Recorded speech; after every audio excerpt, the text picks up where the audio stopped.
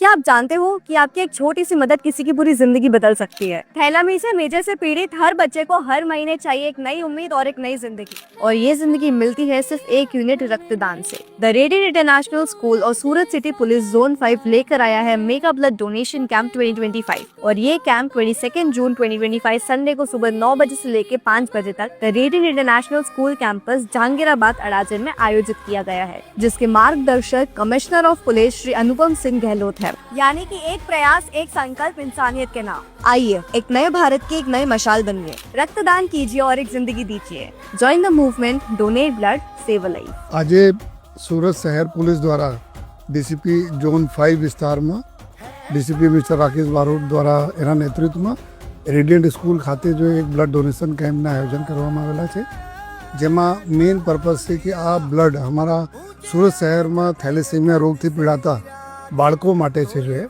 દર મહિના અમારા એક પોલીસ ઝોન તરફથી જો એક બ્લડ ડોનેશન કેમ્પનું આયોજન કરવામાં આવે છે, અને તમામ જો જેટલા બ્લડ યુનિટ ભેગી થાય છે આ થેલેસેમિયાના બાળકો માટે અમે લોકો આપીએ છીએ। રેડિયન્ટ ઇન્ટરનેશનલ સ્કૂલની અંદર બ્લડ ડોનેશન કેમ્પનું આયોજન કરવામાં આવ્યું છે।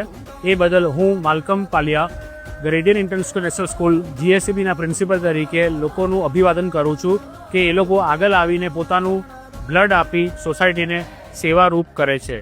આજે જ્યારે સુરત સિટી પોલીસ ઝોન 5 અને ધ રેડિયન્ટ ઇન્ટરનેશનલ સ્કૂલના સંયુક્ત સાહસે જ્યારે થેલેસેમિયાના બાળકો માટે બ્લડ કેમ્પનું આયોજન કર્યું છે, પહેલાં 3 વર્ષ પહેલાં કર્યું હતું ત્યારે અમે 2500 જેટલું યુનિટ ભેગું કર્યું હતું। આ વર્ષે 3500 જેટલું યુનિટ ભેગું કરીને થેલેસેમિયાના બાળકો માટે અમે મદદરૂપ થઈશું એવો અમારો સહકાર અને અમારો લક્ષ્ય છે।